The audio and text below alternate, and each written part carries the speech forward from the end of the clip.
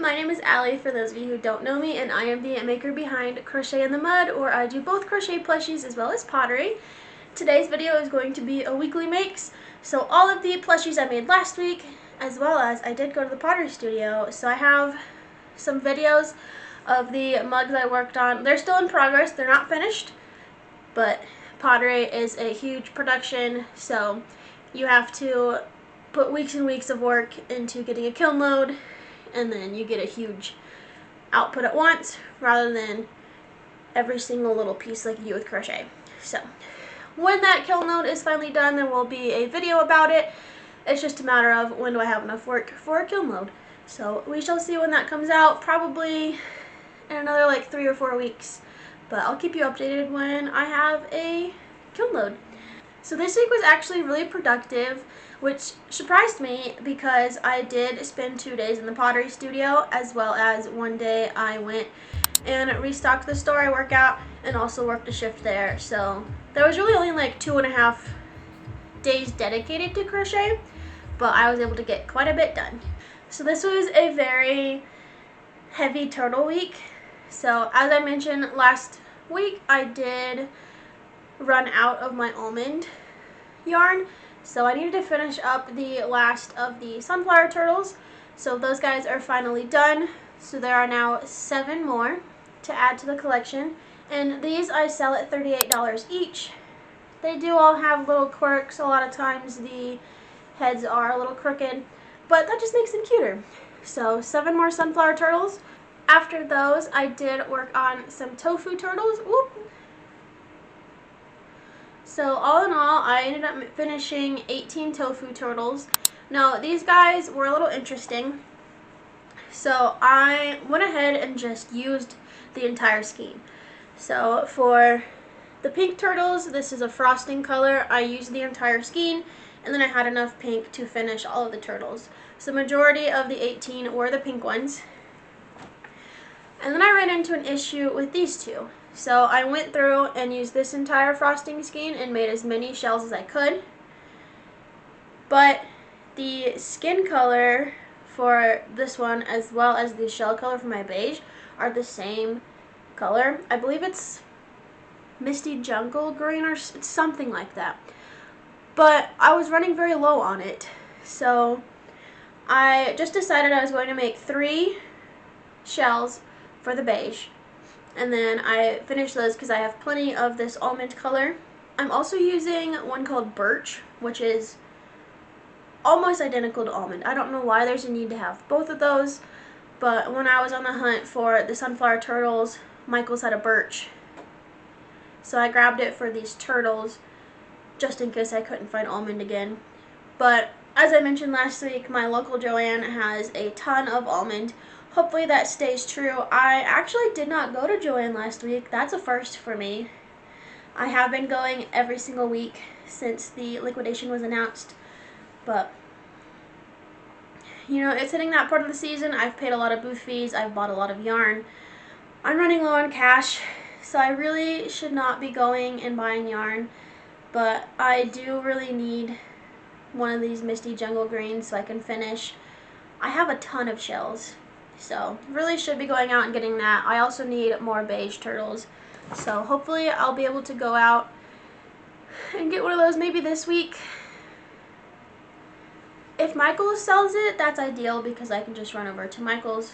But if it's sold, if I find it at Joann, I'm gonna have to go on a drive because my nearest one does not have it.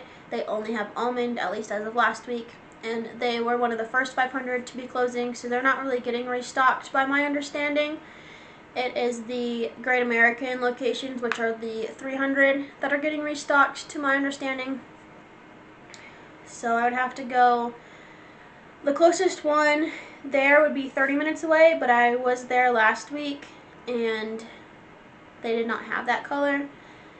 So I'd probably have to go to the downtown Denver location. There's a couple I haven't hit up, so we'll see if I decide to do a drive and look for it, or if I just, you know, I have the shells for whenever I get to it. All of these turtles will be very nice for me because I really need to restock turtles at the store I sell at. So that's why I kind of really focused on them, and then I just decided, why not? Let me just use the entire skein. So we should be set for a while, on pinks at least. Once I get that Misty Jungle Grain, I will probably use that entire skein just to finish up the bodies, and then whatever is left I'll make shells for the beige. And then, like I mentioned last week, I made a bunch of the mini leggy frogs, but I had yet to do it so I could calculate pricing. So I made one little guy. I actually decided when I went through and entered it into my formula about how much materials it takes and time, and then trying to figure out how much of a profit margin I want. I did decide these guys will be 14.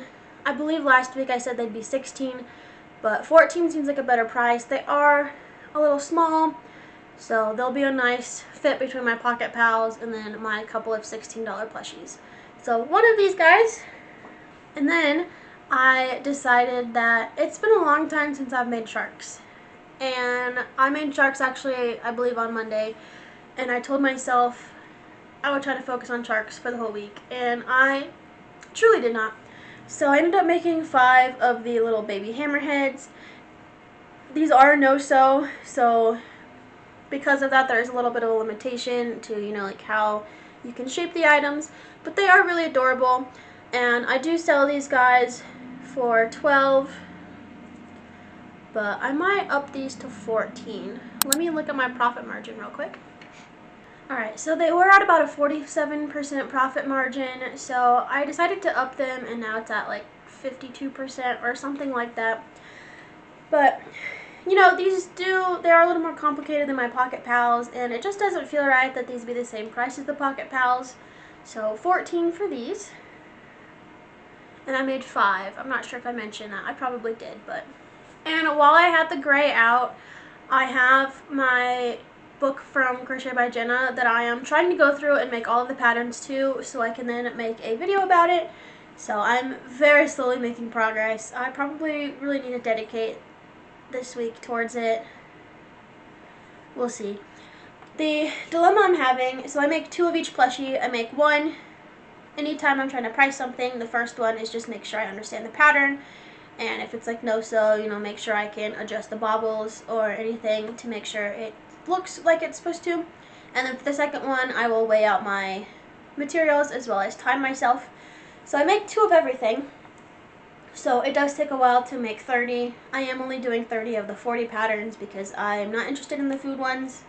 So I do have a couple of them made so far, but I have a market coming up in 2 weeks where I'm deciding if I want to maybe sell the half of my collection so I can keep 1 of each plushie for the review video, or I can just hold them all back because I have too many plushies for my first market, which is a great problem to have. It is about an hour drive away, so I am trying to only take 1 car, and I believe I have an 8x10 space, so not as much room as I normally do. It's also a chocolate and cheese festival, so I'm not sure how I'll do. I'm hoping I do really well there. If so, I might sign up for the Denver one if they still have space available. I believe that's in April. No, I believe it's in May. Not sure exactly, but that market is literally just you pay the booth fee and you're in. So I'm always a little hesitant for those. I did a high school market where you just pay the booth fee and you're in, and ended up being one of 30 crochet artists there. So it's a win-lose situation because you know you're going to get in, but you don't know how many people with like products to you they'll have.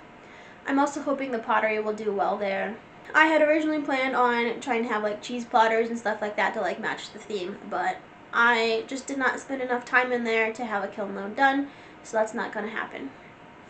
But with the gray, I made the raccoon, which is so cute.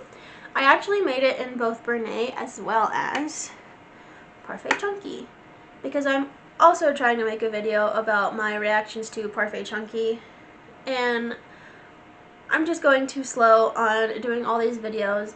I also just bought Naughty Ball yarn, and I haven't even used it. It's just sitting here, and I think I've had it for a couple weeks now, so I believe the only market make that I still need to make are chickens. So maybe I'll make the chickens and then just fully dive into these different video ideas I've been wanting to do. So I wanted to see how it looked in Parfait Chunky, and it is adorable. I also got to use some of my black noses. If you watched my How Many Cats Can I Make in a Week video, I'll link it up here for you. I am having the issue where I like the pink noses for my cats, but then I bought a lot of variety packs that are pink and black, and I'm not really using the black. So I was very happy to get to use some of my black noses. And let me know if you've ever found a nose set or one that's not a set. I just want to buy a specific size of pink noses, but I can only find them in variety packs. So I at least found a pink only variety pack that literally should be arriving today. Because if you've watched that video, I did not have enough noses for all those cats, and they've just been sitting over there needing noses. But here are the raccoons. It's just fun to see the size difference. And when I made these, so normally I would time for the both different yarn types, but I didn't this time because that would involve me doing a third. So I just did based off of material weight, because usually the time is like within a minute between the yarns. It normally doesn't make that big of a difference, but based off of materials and keeping about the same profit margin, the Bernay Blanket one is 42 and the Parfait Chunky is 38. So Parfait Chunky I've been enjoying, but they just come out so much smaller, and we'll have to see if people are willing to pay a similar price. They are slightly cheaper, but not as cheaper as it would be based on the size. This would be a cute like mom and baby, but so I've got these two, and then I also went and did one more pattern from the book, and I did the Feisty Fox. So I once again got to use the nose, and I made two of them as I mentioned. So I feel like I used the bright orange, and I feel like it's too orange for the fox, but I don't really have any other oranges. I have this like reddish orange, if you can kind of see, but I feel like that's not fox enough. But very cute, and it was essentially the same pattern as the raccoon, just different color changes. So two of those guys, and these came out to 40. So a little cheaper than the raccoon because of the color changing. But once I finish the whole book, I might make them all similar pricing if it's like the same pattern design, but currently based off of my formula and keeping about the same profit margin, the raccoon is 42 and the fox is 40. And then the very last thing I made, I have been telling myself for weeks, actually no, for months, that I need to make more dinosaurs. I love dinosaurs. If you didn't know, I have a dinosaur tattoo, if you can see it. And they also just sell well, especially at my store. Anytime I bring in a dinosaur, it's usually gone within like either that day or the next day. So you got to see a little sneak peek, but I went through and finally used my loops and threads. What's it called? I don't know. The like oh, I wish I remembered what it was called. But it's white with like these rainbow speckles. And I made a Brontosaurus. This one's also no-sew. I've made it a handful of times. But again, I'm like I should do a week of dinosaurs. That's my problem. I just have too many ideas, especially for videos, and not enough time to execute. So I made this cute guy. I feel like he's bigger than normal. This was my first time using that yarn, and I'd only ever bought one skein, so I told myself I needed to use it so that I could debate if I wanted to buy more. But of course now I'm looking at my budget and not really having a yarn budget until markets hit. So maybe in April, after I've had my first 2 markets, hopefully they go well, and then maybe I can go buy some more yarn. Obviously, I'm not hurting for yarn. I have quite a bit behind me, but I just love the dinosaur. And this one is $56. So, oh, like I was saying, sorry, ADD. I used the same hook size. His neck didn't get quite stuffed enough. But I used the same hook size that I do for my Brene blanket, and I feel like he came out a little bigger, but it's been a while since I've made this pattern, so maybe here soon I'll make a Brene blanket brontosaurus so that I can see if it truly is bigger or if that's just my imagination and it's because I haven't made one in a while. Oh, and then like I mentioned the mugs earlier at the beginning of this video, I will insert some clips here of the 20 mugs I made this week. They are all upside down. That's because you should dry them upside down, and I did not feel like flipping them all over, just take a video and then flip them all back over. But 20 mugs was pretty productive for me, so I don't think I've ever made that many in one sitting before. But I added a bunch of underglaze decals to them, and then I have lots of plans for the different glazes that I shall do with them. So hopefully it'll be a really fun glaze unloading. I know the first and only kiln unloading that I've posted was literally 90% herb strippers. So I've discovered this year I do not care for throwing when it's cold outside, especially because my guild is in a giant warehouse, so there's garage doors everywhere and windows, and you know, the cold just really seeps in, and it's such a big space that the heater does its best, but it can only do so much. So it is starting to get a little warmer out. Actually, this week's supposed to be really warm, so maybe I'll go into the studio. I haven't decided yet. I don't have written down on my calendar to go in until after my April 5th market, but honestly, I'm getting the itch to throw a little bit, which is really good for me because that doesn't happen too often. I might go in this week, we shall see, or next week. But I believe it's supposed to be like a high in the lower 70s, which is like perfect temperature. So for the mugs, the price depends on a lot of things once I get them out, but usually they're around $30-ish, so that's what I approximated in my calculations for this week's inventory. And I did about 70% because they still have a little bit of work to go. They still need to be loaded into a kiln. They need glazed, then they need loaded into a kiln again, and then listings made. So I calculated it as 70% done for the 20 mugs at approximately $30, but the mugs will probably range different pricing. I have a lot of criteria. I'm also trying to this year figure out more of my exact material costs and time it takes me to make all these different products. So hopefully I can really zone in on my pottery pricing this year because I'm kind of making it up. But as a reminder, my goal is to make at least $750 of inventory every week, ideally $1,000. So this week I made $1,302 of inventory. So $882 of that was the Crochet Plushies, and then $420 of that is my approximated pottery. So that is really good this week, especially because if you watched last week's weekly makes, you would have seen I really thought this would be a very boring video and I'd have like 2 plushies to show you. But now for my overall how much crochet inventory I have for my market. As a reminder, not everything gets added to market inventory. Some plushies get moved to my store. So a couple of these I have marked as they are going to my store, so they did not get added to my market inventory.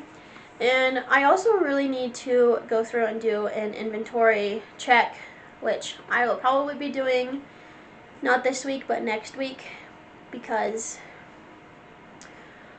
you know, I've probably messed up somewhere. I always pride myself on thinking that, you know, I'll never mess up when I'm keeping track on both my store website as well as my spreadsheet. But today, when I went to go add in the sunflower turtles, I realized the 4 sunflower turtles I made last week were not in the inventory. So this number is probably off, but I will be doing an inventory check next week if you want to check in and see that video.